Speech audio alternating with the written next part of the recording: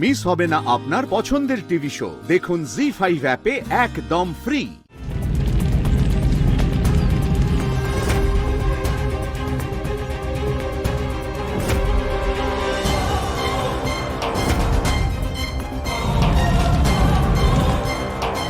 এটা কি হচ্ছে?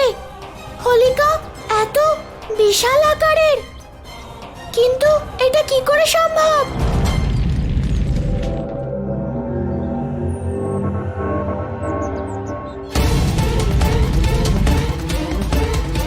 নন্দরাজ, ওই দেখুন।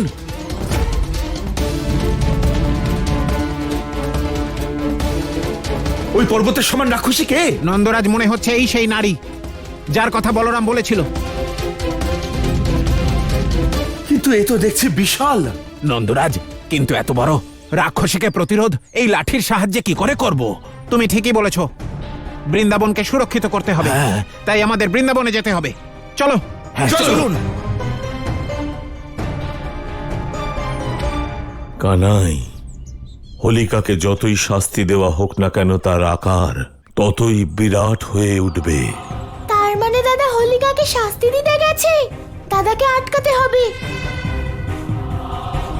না হলে ওই হোলিকা এত বড় আকার ধারণ করবে যে ওকে কেউ আটকাতে পারবে না।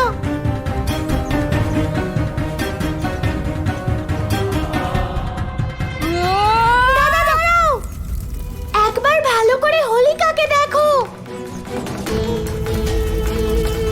তুমি যতই ওকে মারবে ততই ওর আকার বাড়তে থাকবে, তাতে ওই হোলিকারই লাভ হবে।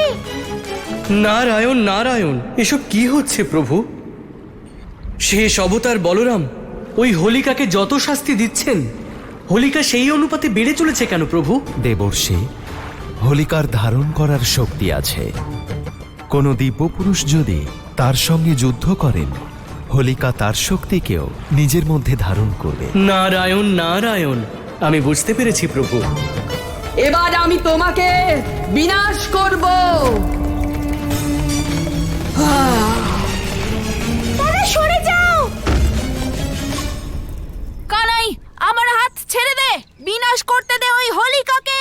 দাদা এখন তুমি হোলিকাকে একটাও আঘাত করবে না, চলো আমার সঙ্গে। না কানাই, যতক্ষণ না এই অসুরকে বিনাশ করতে পারছি আমি এখান থেকে কিছুতেই যাব না। দাদা ব্যাপারটা বোঝো, এই হোলিকাকে যত শাস্তি দেবে ও ততই বিশাল আকার ধারণ করবে। ওকে বধ করার কোনো অন্য পথ খুঁজতে হবে। আমরা ওকে শাস্তি তখনই দিতে পারবো যখন ওকে বধ করার সঠিক সময় আসবে। এখন আমি আগের থেকেও আরো বেশি শক্তিশালী হয়ে গেছি। নিজের শক্তির অহংকারে এই বালক আমাকে আরো শক্তিশালী করে তুলেছে। এখন সময় এসে গেছে সম্পূর্ণ বৃন্দাবনকে পুড়িয়ে ধ্বংস করে দেবার।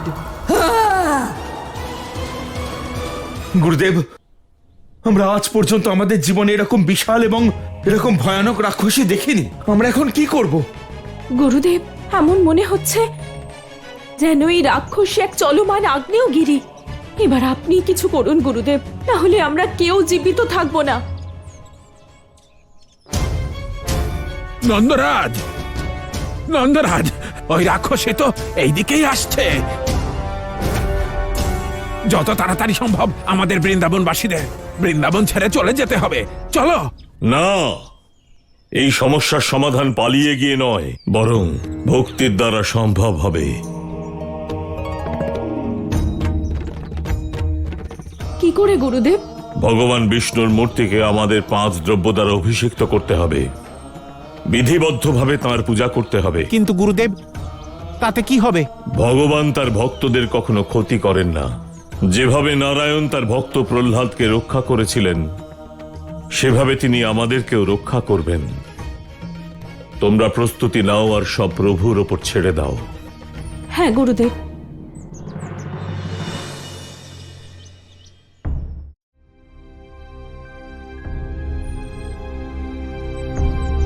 কি হয়েছে গোয়ালা?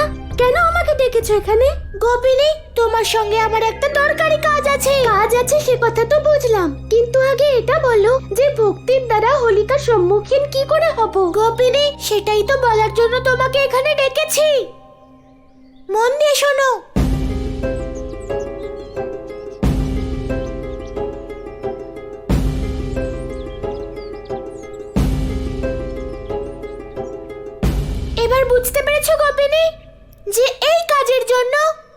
তোমাকে এখানে ডেকেছিলাম। আর এই ভক্তির পথে এই সমস্যার সমাধান। আমি বুঝে গেছি গোয়ালা, আমাকে কি করতে হবে।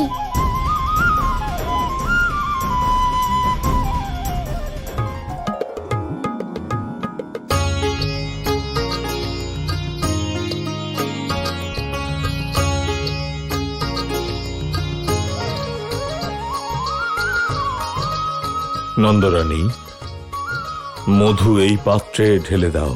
হ্যাঁ। পূজার প্রস্তুতি আরম্ভ হয়ে গেছে। রাধা, আমরা এই বাঁশবনে কেন এসেছি? বিশাখা, আমাদের কিছু কাঁচা বাঁশ কেটে বৃন্দাবনে নিয়ে যেতে হবে। আর এই কাজ তাড়াতাড়ি করতে হবে। কিন্তু আমরা বাঁশ নিয়ে কি করব? সময় আসলে সবকিছু জানতে পারবে। এখন তাড়াতাড়ি করো, চলো।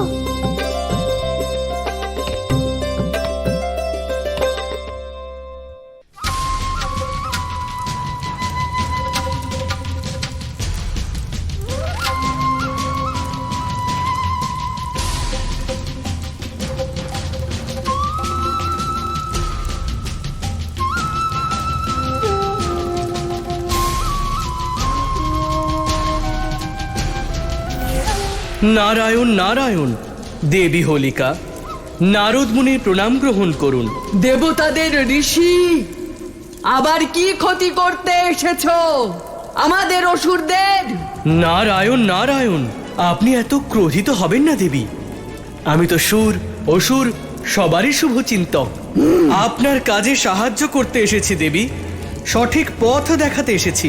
আমি আমার পথ জানি নারদ, তুমি তোমার পথ দেখো। ঠিক আছে দেবী, যেমন আপনার ইচ্ছে। কিন্তু একটু ভালো করে দেখুন, আপনি যে পথে যাচ্ছেন সেই পথ কি বৃন্দাবনে যায়, নাকি আপনি আবার দিকভ্রষ্ট হচ্ছেন? অর্থাৎ অর্থাৎ বৃন্দাবন এই দিকে নয়, ওই দিকে রয়েছে। বাকি আপনার ইচ্ছে। নারায়ণ নারায়ণ।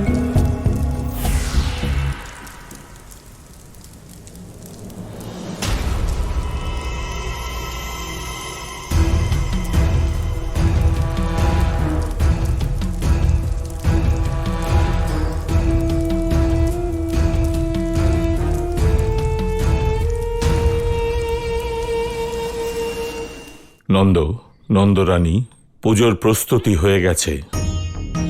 তোমরা সবাই নিজ গৃহ থেকে গাভীর দুধ নিয়ে এসো। গুরুদেব, সবার গৃহ থেকে কি গাভীর দুধ আনা আবশ্যক? হ্যাঁ নন্দ, কোনো গৃহ যেন বাদ না যায়। তবেই সকল বৃন্দাবনবাসীর জীবন রক্ষা করা সম্ভব। ওই দুধ দিয়ে আমরা পঞ্চামৃত বানিয়ে ভগবান বিষ্ণুর দুধাভিষেক করব। জি5 ডাউনলোড করুন আর সব এপিসোড দেখুন একদম ফ্রি।